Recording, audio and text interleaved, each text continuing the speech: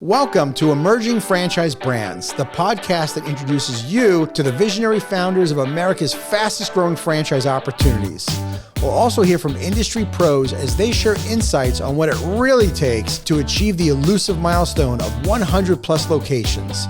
I am your host, Frank Fiume, founder of I9 Sports, and my 20-year journey from inception to acquisition has given me a unique perspective on how to succeed in franchising. Join me as we welcome today's guest.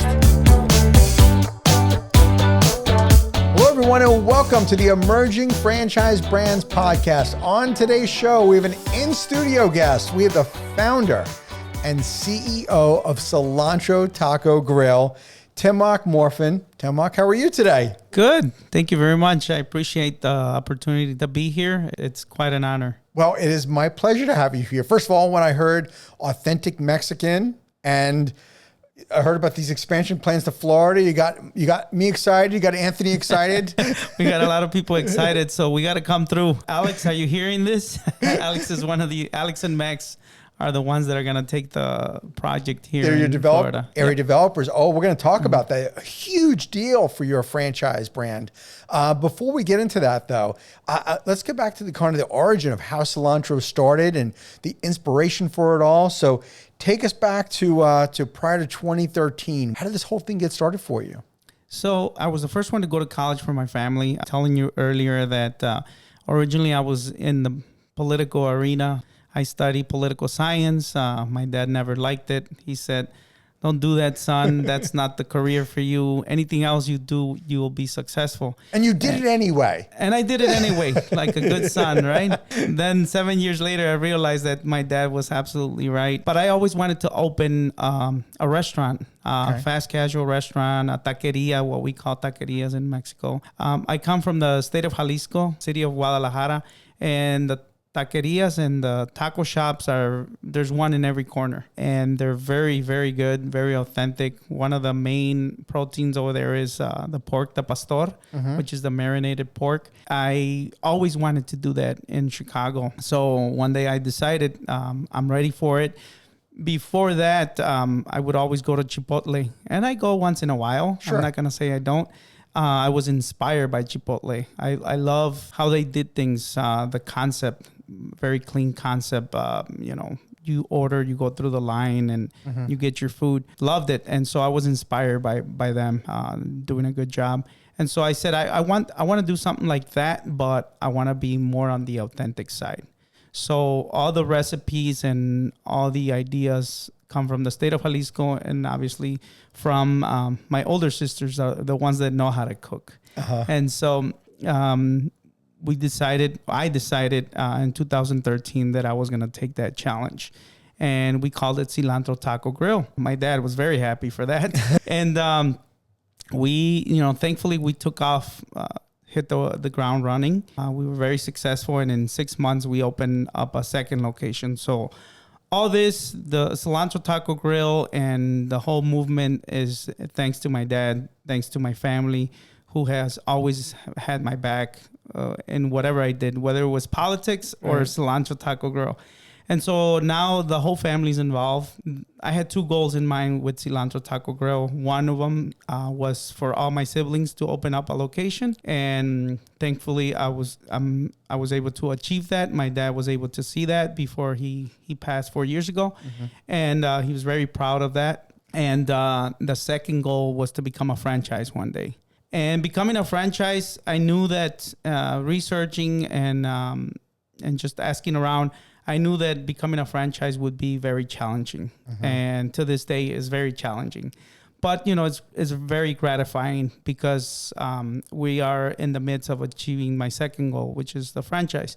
So now we're an official franchise. We have 5 official franchisees who have signed to open up Cilantros, 4 of them in Illinois, 1 in Dallas, and then this big, huge deal with Florida. Yes. Which is very exciting. Yeah. Before we get to franchising, I just think it's so inspirational that you were able to, first of all, work with all your family members, because that could be a challenge. That's a challenge in itself, right? So, but you guys have done things right. You have 15 company-owned locations throughout Illinois, right? That is correct. we were able to achieve 15 locations. We have 14 and a tortilla factory. Brother of mine, he opened up a tortilla factory, and he produces all the tortillas and chips for all the locations. And hopefully he can continue to grow so he can supply all of the franchisees. So yeah, we were able to open up 15 locations. These are all corporate. They're all family owned and operated. And moving forward, it would be the franchisees jumping on board. And so you were obviously inspired, you said, by Chipotle, and this is a fast casual concept. You did mention before the podcast started that there's in some cases that ideally you like to even have a drive-through. Yes. So nowadays, what I've seen and throughout my experience with Cilantro Taco Grill and the experience of having 5 drive-thrus out of the 15 is that drive-thru is a must. As you can see, McDonald's, Portillo's, and all these big franchises, they don't not only have one lane, but they have 2-3 lanes for drive-thrus. Nowadays, everybody's in a hurry. We're always in a hurry, right? Or we either have a pet in the car, we have an elderly person, or a baby in the car, so you can't get off. You don't have time because you're rushing for work, right? Or whatever the reason might be. But people want that convenience, and but convenience is all about, fast casual should be about convenience. Absolutely. So besides the fact that obviously it's authentic Mexican food, can you maybe drill down a little deeper to say what is the advantages? What are some parts of the business that makes it truly unique versus others in the industry, such as Chipotle? Sure. So our recipes come from the state of Jalisco. Tacos al pastor, which is the marinated pork. Those are authentic from the state of Jalisco, just like it is tequila, right? Right. The beverage that comes from Jalisco. And so the way we do things, my sisters are great cooks. My 3 older sisters are great cooks. And when we started Cilantro Taco Grill, a lot of our customers would ask, what sets you aside from the other taqueria across the street? Right. From the other taco shops in the region? And we said, it's our authenticity, our recipes that come from our ancestors and come from the state of Jalisco. But they also said, well, you have the red salsa and you have the green salsa. You got the mild and the hot. Why don't you guys come up with your own salsa, that kind of your signature salsa that kind of sets you apart? So that was a great idea. Customers always have great ideas. And so I told my sister Veronica, I said, listen, we got to come up with our own salsa. We got to dig into the files of my grandma or wherever you need to dig in, and let's come up with our own salsa. So we did. In fact, we came up with Cilantro House Salsa, which is a creamy texture salsa that looks like it has avocado, but it doesn't have avocado in it. It's oil and oil, onion, and garlic based. It became a very popular salsa. It became so popular that people started asking to buy containers of it. So what I did is we made it an official bottle salsa, labeled it, and we have it in some stores now, and we have it in obviously at the taquerias, and people just take them by the bottles. It's a really good salsa. Wow, that's a great testament to the product, of course. What's the most popular item on the menu? The steak. Steak, and then the pastor. The steak is a number 1 seller. Everybody eats steak, but nowadays with a lot of people becoming vegetarians and vegans, and nowadays we're starting to kind of incorporate the impossible meats, the impossible steak, or the impossible chicken, or the impossible chorizo. Sure. We got to accommodate to the customers. So, and then everything in there, we can make anything veggie as well. Cool. You're going to make me really hungry here. I don't know about you. I judge a Mexican place based on how good the chips are. How good are the chips? Our chips we make our own chips. We have our own recipe of chips. So our tortillas and our chips are made at Cilantro Tortilla Factory. And so it's nothing but great quality, 100% corn. So they're really crunchy and are they really thick good. or thin? They're mid, not too thick, not too thin. So they're in the perfect. All right. You've got me sold. I'm ready. I should have brought you a bag. Oh gosh, crunching away during the podcast. Let's talk about the franchise journey, Temoc. You've got these 15 company-owned locations, but obviously this vision to how to expand this brand. Tell me when did you have like that defining moment that franchising was going to be part of your future growth? So that was my second goal, right? Was to become a franchise. And so informing myself and doing some research on franchising and talking to people that were already in the franchise business, I got different opinions, and obviously I had to go the right way. But some people were saying, "Look, don't hire an attorney. You're going to spend a lot of money. Don't hire an attorney?" Yeah, but it is true. There's a lot of money you spend on attorneys. Yeah, and also, but but it's very important. You'd be surprised. Some people, to save money, they'll cut corners, right? When I do things, I like to do them right. Yeah, we don't go to LegalZoom to franchise. Please do not do that. All right. And so that wasn't really good tips that I was getting, right? Right. And then also they said, don't hire a franchise company because they're gonna charge you and you're gonna have to share the royalties. But the way I see it is like, if you're in the business and you're not willing to invest in what you really believe in, then you're not going to go anywhere. Absolutely. So I said, I have to be financially ready. I have to be willing to spend money, and I have to be willing to be very passionate about where I'm going. Mm-hmm. And passionate I am. And so is my whole family. Mm-hmm. And so I've, I obviously hired a franchise attorney, and then I went with a company called FranSmart. Dan Rose, the CEO there. True blessing. It's been great to work with FranSmart. We've learned a lot. We work together very, very good. We get on phone calls. We email. We see each other personally. They come to Chicago when we have a franchisee. So they're 100% involved. I'm really blessed to have them around. And franchise attorneys, we had one and then we switched to another one because sometimes, you got to tweak things around. Sure. Maybe it's not working the way you're supposed to. But I've spent a lot of money so far with attorneys, but it's well spent. I don't regret it one bit because I know that I'm in a good place and I'm on the right track. Yeah. And in good hands. Temoc, I am a big believer in you do it right or don't do it at all. Exactly. Right? Mm-hmm. Even when you do it right, there's going to be mistakes here and there, but that's okay. But you learn from your mistakes and you go forward. Yeah. But it's been quite an investment, but I'm really happy the way that it's gone so far, because I've got good franchise attorneys and I got FranSmart. That's awesome. Also, I've shared on a recent episode with another fellow founder that most of us that are founders, we only have really one shot at getting it done right. Correct. So to kind of go, half and spend half the money and, try to, go on the cheap, you can't do it. Franchising, first of all, it's a lot more expensive than what we're generally told. Yes, that is absolutely correct. And, don't get me wrong. It's, a lot of people ask me this question. You're such a big family and you work with your family, and how do you guys do it to not argue and fall apart? And so I consider myself the balance, right? If somebody starts arguing about something, I say, hold on, okay, what can we agree on, right? And so I'm thankful, and my dad was thankful that I was the one that started all this, and I'm the one that, kind of acts like a referee, right?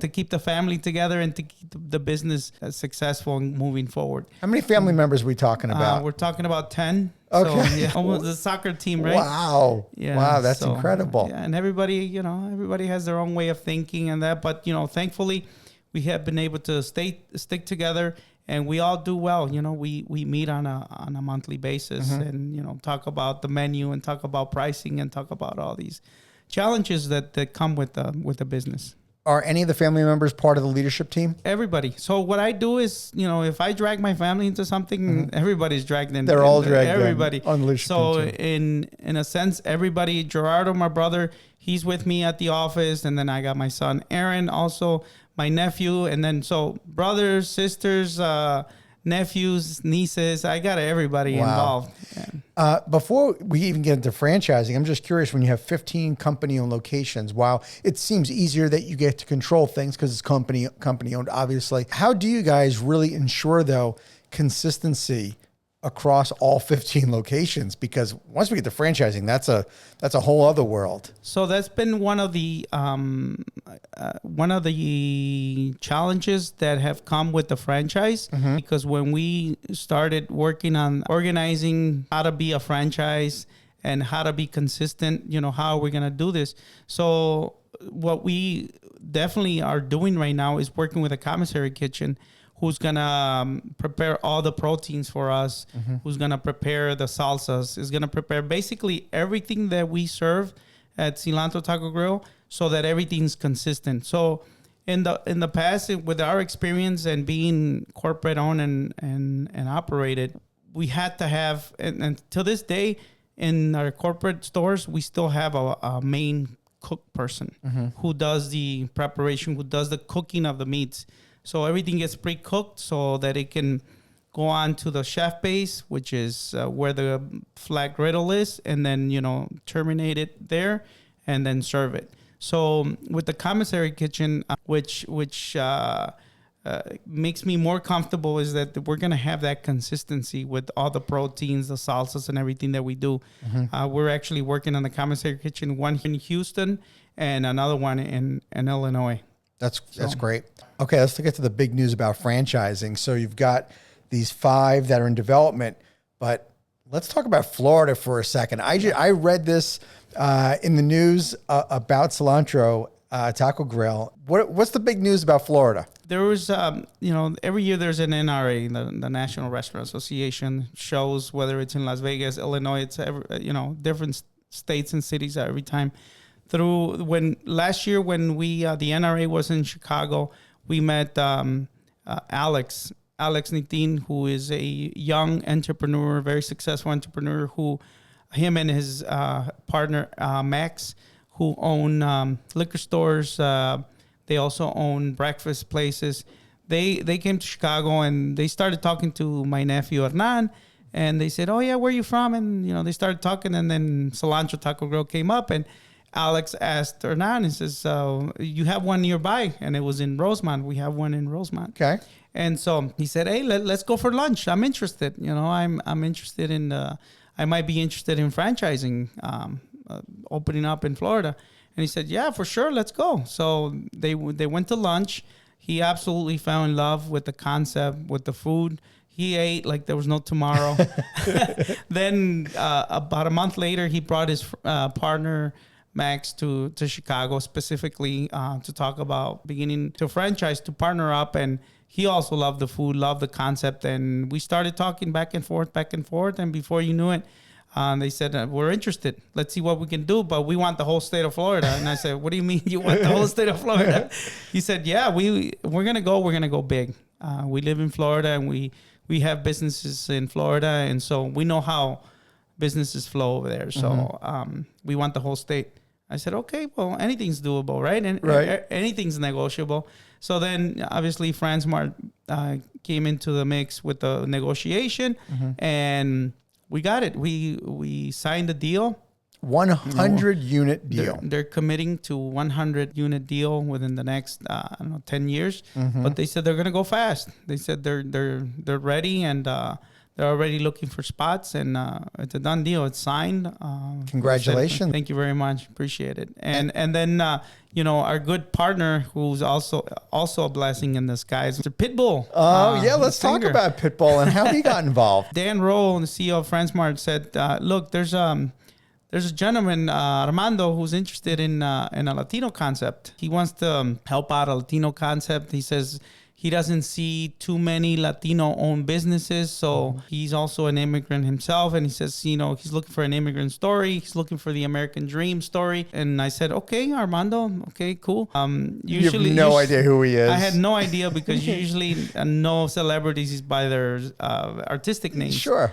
And so 2 days later, he mentions Armando again. And I said, "Dan, Armando, you mean he's an investor? He's interested in buying a franchise?" He says, "Armando Pitbull." And I said, "Pitbull, the singer?" I mean, I grew up with his music, and I got really excited. Right. And he says, "Yeah, all you got to do is just convince him to join us. And he wants to be a partner. And he says he'll take care of the marketing. He'll be the face of Cilantro Taco Grill." Wow. And I said, "Where do I go?" So he was having a concert in Phoenix, Arizona. We went, Gerardo and I went to Phoenix, Arizona. They sat us in the back where all the people are running around, changing, all the dancers and everything. He comes in with his sunglasses and shiny head, sits down, and he says, "I'm all ears." Wow. I started talking and, related, where we come from, how we got to this beautiful country, and basically told him the whole story about, our American dream, right? How we started and how we started Cilantro and all that. And, he took off his glasses. His eyes were watery.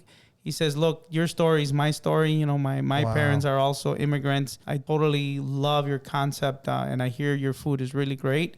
And he says, where do I sign? And right there, we became partners. Yeah, and Pitbull, well-known, business guy, of course. Although think he keeps that part kind of low key. But I know Tony Robbins was a huge inspiration in Pitbull's life growing up, and he gives back so much. He gives back to the community so much. He's given back so much in the Tony Robbins community too. That I've never met him personally, but he puts on private concerts for us, for those of us that are part of Tony's community. It's been amazing. Yeah, great guy. I've gotten to know him really well, and down to earth guy. Very simple guy, and gives a lot back to the community, which is also one of my values, what I do. This is where the chemistry is, with Cilantro Taco Grill and my dad being my inspiration and my whole family's inspiration and legacy. I decided to open a non-for-profit under his name. Oh, sweet. And I want to be able to, once we become successful, I want to be able to help out as much as I can in the communities, whether it's here in the States or any other country that's going through a catastrophe or something. Yeah. What a beautiful tribute, though, to your dad. I'm so glad that he got a chance to be part and see what you were able to create with Cilantro. For the first, 13 years? 13 years. That actually, no, Cilantro is about 11 years old. Okay. But he was for the first 13 locations, including the tortilla factory. So nothing better than seeing my dad so proud of what we've done as a family, and how we continue to stick together. And that's my main drive and my main passion. My dad's legacy, and everything that I do, I think of him, and I know that he's proud. Definitely. Did he know that you had an inspiration to franchise? Yes, he knew my plans. I always talk to my dad, just like he didn't like me being a politician. Right. He would always give me, good tips, and he would always say, look, anything you do in life, you're going to be successful because you're really passionate about what you do. And so he was able to, that's my greatest satisfaction in life. For me, I think I'm complete. My dad telling me that he was very proud of what, I did with Cilantro Taco Grill, and very proud of me helping my brothers and sisters having their own location and buying their own homes and being, financially set. And he was a business guy, right? He was. My dad was, he was definitely a business. He was always thinking business. So just to tell you real quick, when we first got to Chicago back in 1981, it was a hot summer. 2 days after that, my dad was already working at a Chinese restaurant, washing dishes. About 30 days after that, he was selling oranges and mangoes outside in Chinatown. And, everything that he did, we followed him. Everything. So I'm just like my dad. I do something and my family follows me, which is great. I'm very proud to be like my dad. That's beautiful. Awesome. I love this story. I love it. So we've got this incredible franchise deal now in Florida. So for those that are listening to this, if you're in Florida, sorry, Cilantro is sold out. However, but it's coming. Hey. I'm curious to know, though, what do you think, Temoc, about who the ideal franchise owner is now? Are you looking to only open multi-unit franchises, or you open a single unit operators? FranSmart has put minimum of 5. Okay. So if you want to open a Cilantro Taco Grill, you have to commit to open 5. Okay. Whether it's in Illinois or not Florida, right? But anywhere else. So our ideal franchisee, and I'll talk about one in specific that we're working with in Illinois right now. Hinesh and Itin, great entrepreneurs. They've been in the Dunkin' Donuts business. They've been in with Raising Cane's and Sweet Greens. Okay. Very successful. Especially his son Hinesh, who comes with a lot of experience. We're really excited to work with them because they're bringing in the experience that we don't have as franchisees. They're teaching us a lot. And so every franchisee so far that we have signed up, whether it's, Hector in Dallas or Hinesh in Illinois and the other ones in Illinois, everybody, and Alex in Florida and Max, everybody's going to bring a different perspective and different experience that they've gone through already. So these guys already have experience, and they've been so nice to tell us, look, anything you need, I know that you're going to support us, but anything you need our support, let us know. So, it's an open book. It's a great partnership and a great family, like a family gathering. Yeah. That's, Temoc, that's the power of franchising that I didn't expect when I was starting out. I didn't give enough thought when I was starting my business on the impact I was going to have by partnering up with fantastic franchisees that had incredible backstories themselves, and they were bringing a level of experience and expertise that, one, I didn't expect, and two, I could have never afforded as employees. That was like the best part, by the way. If you're thinking of getting into franchising, that's one of the best parts is you're bringing on franchisees you could never afford as a founder. So let me share also this exciting news with you as well. Please. On my way over here, I just agreed.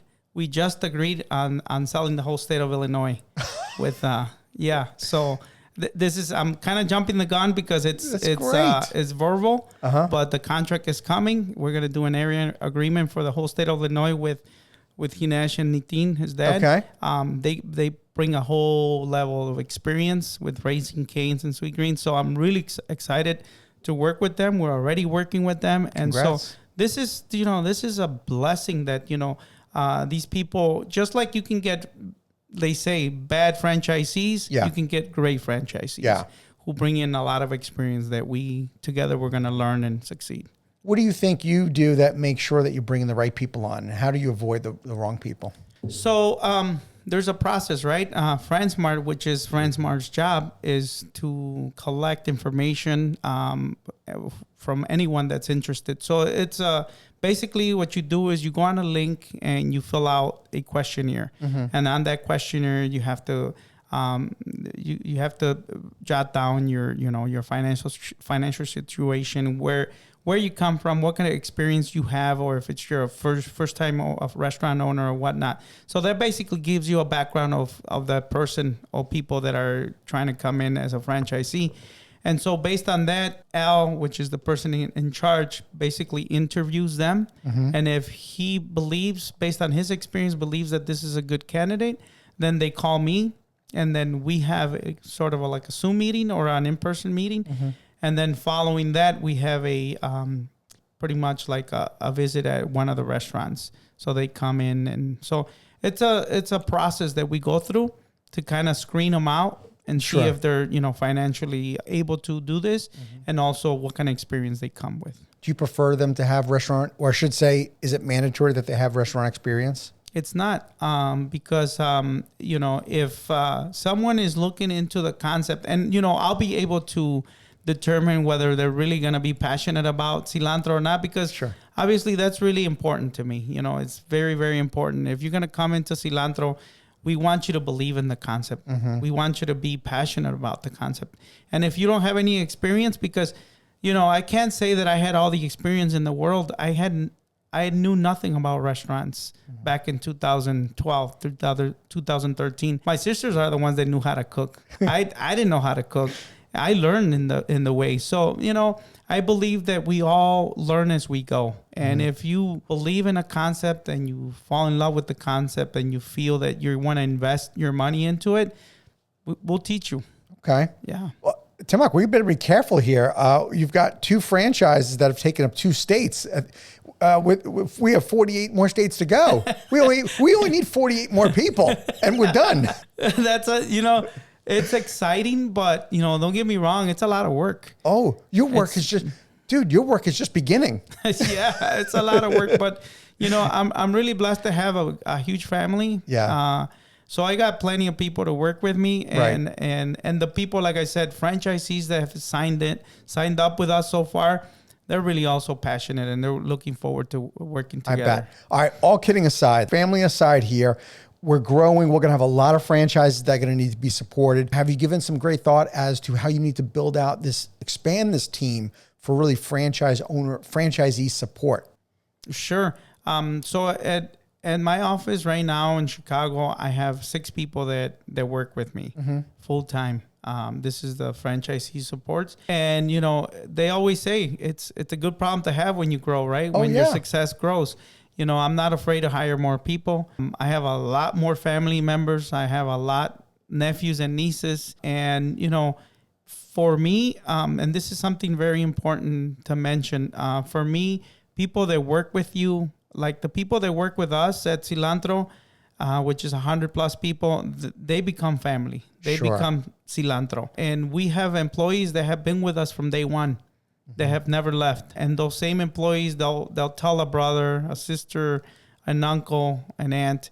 And so we have big families working at Cilantro. So for us, the employees are very valuable. We cherish them. We value them.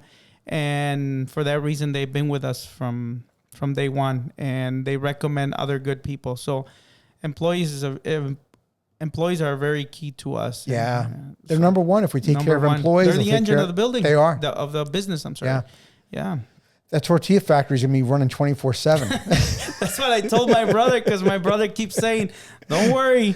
You just grow and I produce. And I said, brother, you're going to have to buy a bigger machine. I think so. What about supply chain? Are you worried about supply chain issues? I mean, we're talking about a lot of restaurants in a very short period of time. Not at all, because, with the commissary kitchen, one in Houston, one in Illinois, and if need be, another one somewhere else. Yeah. We can duplicate, what we do. And then we have huge distributors like US Foods, Cisco, Performance, who are nationwide. Yeah. So they're willing, they're fighting for our business, right? Of course. They want the business. Yeah. And they'll distribute anywhere in the States. Cool. What's the investment range of a franchise location? So it's $35,000 for the franchise fee. For a franchise fee. Okay. And with COVID, unfortunately, COVID came and messed everything up. Right. Prices have gone up on materials, triple. A sheet of plywood used to be $19.99. Now it's like $60. Drywall, everything has gone up 3 times, if not more. Yeah, build out's crazy nowadays. Build out, it used to be, so before when I started build out, you would spend $80,000, $100,000 for a $120,000 for a total build out. Now it's like between $600,000 and $800,000. How big is the footprint of a Cilantro? It could be from 1,200 square feet to 2,500 square feet. Okay. Those are the ideal ranges there. But it's become so expensive. Labor as well, wages. Illinois is crazy with the minimum wage and sales tax. It's just crazy. Sure. Just like California and New York, right? Absolutely. And the FDD, is it north of $1 million then? What's the range for total investment on the franchise? Total investment is about $800,000, something like that. All right. Kind of typical. Yeah. Yep. Very typical. Fair enough.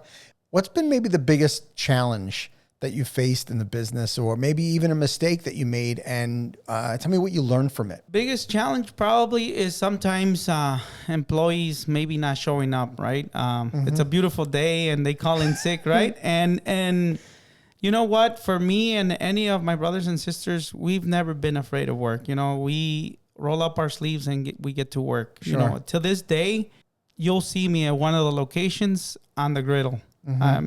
I just love it. Or washing pots or pans, mopping or sweeping.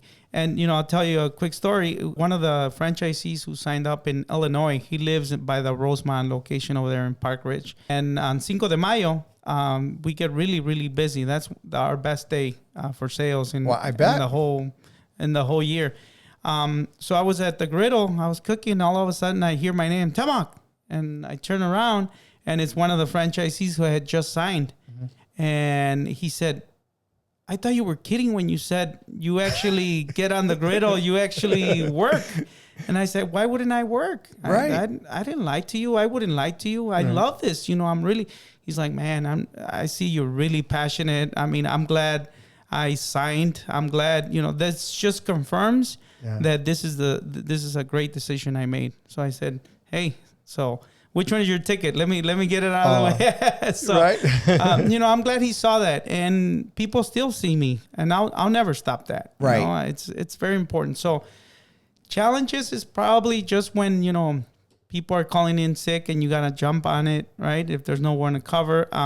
Right. It's a very people-dependent business. Yes. Yeah. It's 24/7, like they say, right? Yeah. Restaurant business. But I think the most challenging part of our business, and probably any restaurant, is maybe a customer who, there's people out there, right? You're dealing with people. Enough you're said. dealing with people. And some people are just do things just to do things, right? Yeah. Just to make you a little uncomfortable. But, they'll say, they'll eat half of the taco and they say they don't like it. Right. And they say that, a hair was on their taco, or they'll make something up. Yeah. And that for me is really challenging, and it's really frustrating. But, it's part of the business, and we make it right. I always tell my employees, never argue. The customer's always right. Just replace it, Right. or just give them the refund. But, that's very challenging. That's the one part I don't like about restaurant business, but we've been able to learn and deal with it. Yeah. Anytime you deal with the public, there's always going to be a percentage of folks that are going to give you a hard time no matter what. It comes with the territory. You have to have thick skin to be a successful entrepreneur. You have to, because it will get to you. I mean, it'll stress you out. Just a little bit ago, I think two weeks ago, I covered for one of the cooks in one of the malls. And like 3 days after that, there was a comment that said, I went to the Yorktown Mall, and I was there. So I know it's not true. I was there. It says, the food was horrible. It was cold. And I was the one cooking it. So I know that wasn't true. But, and so that didn't stress me out because, Right. But, there's people like that, but then there's on the other side, people who always compliment you, right? Right. Like for instance, when I wear the shirt, the logo, Cilantro Taco Grill, and especially at the airport, it's kind of cool because you kind of get special treatment. Yeah. Because people already know us. And they say, oh, you work at Cilantro? Oh, my God, that is the best taco place. Do you tell them who you are? I don't tell them who I am. I say, I work there. I work there. And I it's like, love oh, my that. God. It's a great place. It's my, the best taco place. We Yeah. order there all the time. And they're like, come on, come through. Whether it's TSA or up on the plane, right? So that's really gratifying. That's awesome. It's a great feeling. Well, I thought of that earlier when you said you had 15 locations in Illinois. I'm like, there's got to be a bit of a following and celebrity to being Cilantro Mexican Taco Grill in the area. Yeah, it's not a celebrity, but everybody knows us. You know, it's people know of Cilantro Taco Grill, and now we're actually working on trying to get into O'Hare Airport. Okay, and that's very important for the brand because airports, as you know, are it's the brand, right? It's the exposure that you get for people traveling from all over the world. Sure. Let's talk about expansion a little bit. What are your aspirations now? I'd love to know kind of your vision for the company. What I was telling the people that are working with us in Illinois, I said, Illinois is pretty competitive because Illinois, for some reason, Chicago has always been known as the melting pot. And in Chicago and Illinois, you find a lot of the Mexican community is pretty large. So what I've been observing is that there's been a lot of taquerias opening up almost on every corner. So it's become quite competitive. And also, obviously, minimum wage, also labor and materials and all that has gone up. So, we started our taco at $169. We're now at $369 per taco. And and I hate to do that. I hate to do that to our customers, but how can you survive? Sure. I mean, minimum wage goes up, labor goes up, It is what it is. It is what it is. Yeah. And I just hate doing that. But every time we got to raise prices, whether it's pennies, I hate doing that. But, we keep moving forward. And I always tell franchisees, why don't you look into Indiana, Michigan, other states where, sales tax is only 7.5 or something, rather than Chicago, that's almost 12. Is it really? It's like 11. It's like 1150 with Holy state cow. and municipalities. So wow, I did not know that. Insane. You know, like I buy food here. We just went to a pizza place, and I had two slices of pizza, 2 sodas, and a small dessert. It was $17. Mm-hmm. I was like, this in Chicago would be $40-something. Oh, yeah. So that's brutal. Yeah, it is. that is terrible. Anyway, back to the vision of the company. So how big is big, do you think, for you guys? What's kind of give me maybe a timeline of some of your aspirations? I want to grow as much as we can to share the success with other families. I always tell people I'm an open book, you know, and I like to share what I have. That's who I am. That's why the non-for-profit for my dad's name. And I like to, you know, if I'm successful and I have money or I have material things, I like to share them with people, whether it's my employees or whoever. There's no number, there's no limit. Obviously, I'm not gonna sit here and tell you I want to die doing this, right? But one day I want to be able to retire, right? But then, you know, I got my son and daughter who can take it, right, if they want to. But, you know, we got other generations coming behind us. But, you know, I want to make sure that, you know, other families come in the Cilantro Taco Grill family and continue to succeed and grow. Obviously, this is a legacy business for you, but like you said, you don't want to do this forever. Do you sort of have, you know, for you personally, do you see yourself doing this for a life? Do you see yourself doing other things after this? Where do you think you Temoc, want to take this? Well, and how far do you want to take it? Next month, I turn 53, so I want to... You're a young man. We're just getting started, dude. So, you know, I got time, you know. I got plenty of years to, you know, continue to grow as passionate as I am for Cilantro Taco Grill. And then my son, Aaron, he's only 24, and right now he's in one of the locations. He's very excited and very committed. He wakes up every morning. He can't wait to go to a Cilantro. So...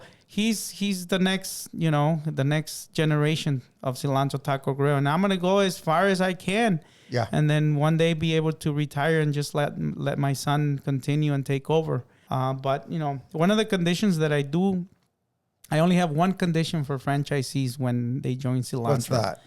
To put my dad's picture on every Cilantro they open. You see, as you walk in, you see my dad at his farm in Knox, Indiana, picking corn. Okay. We took him a picture with his hat and his hands, you know, with the freckles like I'm beginning to get. And that's the only condition that I have. Franchisees are like, oh, that'd be an honor. So yeah. I don't know, Temoc. I kind of see you as the founder that eventually when you do, if you want to call it retire, maybe one day you'll retire as the CEO. I can see that happening. But number one, you'll always be the founder. That's a title that could be never taken from you, right? But I kind of see you as a guy you're still going to always be around the restaurant. You're going to be, you know, you're so much like your dad in a way, and you're going to be a huge inspiration to your family, and they're probably going to have to throw you out of the kitchen because you're going to be like an old guy and they won't get rid of you. Like, oh gosh, Temoc's in the restaurant today. He's still around. That's for sure. I'll never leave Cilantro because I'm very rooted to it. You know, I'm very passionate. I'm really proud of, you know, what we've done, and I want my son and I want his kids, you know, so it'll be a generational thing, I believe, and for other families as well. Yeah, that's cool. Would you be willing to share maybe a memorable piece of advice that your dad gave you about getting into business or about Cilantro? Absolutely. You know, my dad was a great negotiator. Was he? He was. So I'll tell you a story. Before, during my political career, I wasn't making enough money in politics. So I told my dad, I want to open up a gym, like a workout place. When I was in college, I was into working out. And I said, I want to open up a neighborhood gym. This is before LA Fitness and all these big fitness centers.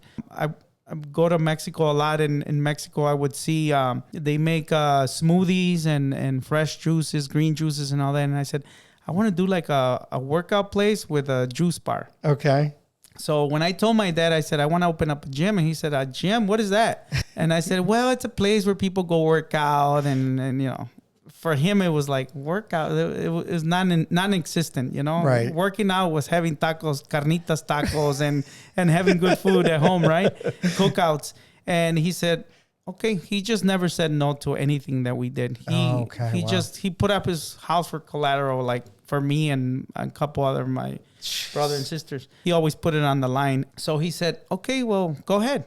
So I said, well, I'm going to need some money. And he said, well, how much are we talking about? I said, look, there's a guy that closed down a gym. He has a gym in storage. Come with me. Let's go see it, and we'll negotiate it.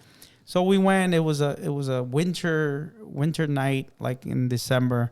We went. He had it in a semi truck. It was dumbbells, treadmills. It was all dusty. Like nothing. Okay. Like nothing. And it was a whole entire gym. And he said, how much does he want for all this trash? And I said, he's asking $29,000. And my dad is like, $29 or $1,000? And I said, no, $29,000. He's like, he's out of his mind. Of course you're not going to give him $29,000. I said, Dad, I really want this. I have the space already. I really want it. And he says, well, you're not going to give him $29,000. He says, tell him you give him $6,000, and that's a lot. I think that's a lot. And I'm like, Dad, I'm not gonna tell him. He's gonna kick us out of here. And he says, tell him you give him $6,000.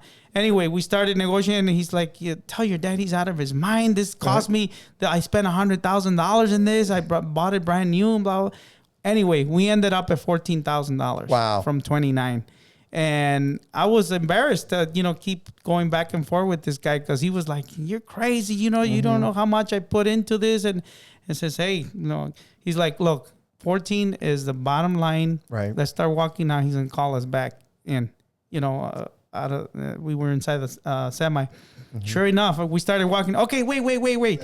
Can you give me a little more? He says, nope, 14 is the bottom line. And that's how I opened up that gym. So he was a great negotiator. Wow. He was a great businessman. Back in Mexico, he used to buy and sell cattle by the hundreds. Really? Yeah. I never understood, I didn't tell you a little bit about how we got here, but please share. It was, for me, it was an adventure. It was a great experience. I always like, and I'm proud of sharing this story, because I'm not ashamed of it. It was, what my dad did was, we risked our lives coming through. Back in 1981, one day my dad, he was very successful in Mexico. He had like hundreds of cattle. And so because my dad, the way he was is like he would buy and then he would sell. But then the people that were buying from him weren't paying him. So he was in debt big time. Wow. He couldn't take it anymore. And so he said, we got to go to the States. I got to work. I got to pay these people back. And the people that owe me, they're not going to pay me. So sure enough, that's the way it was. So he said, we're going to North America. We're going to the States. And we're like, okay. So my older sister, she was about to get engaged. She left her boyfriend. He says, don't even take luggage. Just grab a backpack. We're leaving. And why do you pick the coldest state in the country, for God's sakes? That's what I always say. And I always keep saying every winter, I say, I got to move out of Illinois. And I'm still stuck over there. I want to come over here, Texas or Arizona or somewhere. And so we took off. We took a bus. We arrived in Guadalajara. From Guadalajara, we took a train to Tijuana. Okay. And that throughout that same day, then the following day, we waited till about 1 a.m. They crossed us in Tijuana over the border. I remember very vividly. We walked up there. We were with another family. You must have been like 12, 11 years old. 10 years old. 10 years old, yeah. Yeah, about between 10 and 11. For me, it was like an adventure. It was like, wow, this is cool. The choppers with the lights shining around, looking for people. And it was like, yeah, I mean, it's, we crossed the border illegally. My dad just, him and his brother had a contact and they crossed us. We landed in California, in LA. We stood there like, I think 2 days. And my dad said my stepmother, she had family in Chicago. So we went, they took us in a truck all the way over there for 3 days. That's the Chicago reasoning. That's why. So that was the reason. And Chicago had always been known as a land of opportunity, like a melting pot. There was a lot of work. And I grew up in New York, so same reason why so many immigrants came over from Europe, like turn of the century, and came to New York. That's correct. Yeah. And sure enough, my dad started working. My older sisters and two brothers started working. I started going to school, and my dad started working 2 days after that at a Chinese restaurant, and we all sort of started working in Chinatown. Even me, I was like sweeping and falling asleep under the tables or whatnot. But this is really gratifying. We came to this country illegally. It was wrong. But, thanks to, my hero, Ronald Reagan, when he was the president, he came up with an amnesty back in 1985, 86. Okay. We became legal residents because my dad was also working at a farm with the Chinese people. And the whole family became legal residents. 5 years after that, we all became U.S. citizens. And ever since, I always tell people I'm really proud, thank this country for being such a great country and welcoming all of us with open arms and giving us the opportunity to reach the American dream. Yeah, I got that too from reading your background. Just the amount of gratitude that you have being part of the country. And, I do. I'll be the first one to say this and not the only person. It's amazing how many times we have folks that come from other countries and how grateful they are when they get here and the amount of impact they made. And I'm so thankful that you guys did come here and the impact you've made. And look at the rippling effect that you're now having on so many more people going forward. And unfortunately, sometimes when people are born and raised here, they take it for granted and they don't have that same debt of gratitude for this country. This country is far from perfect. Yeah. But I'm forever grateful. I am too. My dad was always reminding us, always be thankful to this country, to this beautiful country, because thanks to this country, you guys were able, some of you were able to get a good education, good jobs, you live comfortably, and, always be grateful. And I know. Yeah, priority for me. Totally. So, I know my ancestors, believe that, and coming over from Italy and Germany in the early 1900s, they were told back then, and at least I know the story of my relatives in Italy were told, the roads are like paved in gold, and the amount of opportunity. By the way, those relatives became laborers and helped build the skyscrapers and the bridges and buildings in New York City. So no, the roads were not paved in gold, they weren't. But they were hardworking and they made it work. And thank you. I appreciate it. Thank you, Frank. Thank you so much for being on the show. Look, I'm thanking you for for the country, for the opportunity. That's what I'm thanking you for. Well, I'm so glad that you and I finally got a chance to meet. I got a couple more things I want to ask you before I let you go. Number one, if somebody outside of Florida or Illinois were interested in opening a Cilantro Taco Grill, how could they get more info? They just go to cilantro-tacogrill.com. There's a link that says that takes you to franchising. Okay. It takes you right to the questionnaire. Someone gets right back to you from FriendSmart, and that's where you start the process. Sweet. All right. Yeah, and last thing, you are new to franchising, but I'm not going to let you off the hook. I need you to contribute even more than you've done so. Mm-hmm. If I was going to get into franchising and I was new to this business, what would be maybe a piece of advice that you'd give me? I call that the franchise tip jar because the community is so generous. So one thing that we talked about, right? Not cutting corners. If you decide that you're going to go into franchising and you're going to buy, whether it's McDonald's, Cilantro Taco Grill, Portillo's, or any other franchise, do it the right way and be willing to spend the money, invest the money to make the money back, and be passionate about what you're going to do. Believe in it, first of all. Because if you don't believe in it and you're doing it just to make money, then it can go the wrong way. And people pick up on that. Mm-hmm. It's so obvious when people are doing something for the money. Yeah, it's true. So that's my advice. Cool. Just make sure you believe in that concept that you're buying into. Awesome. Mm-hmm. Temoc, thank you so much for being on the show. I appreciate it.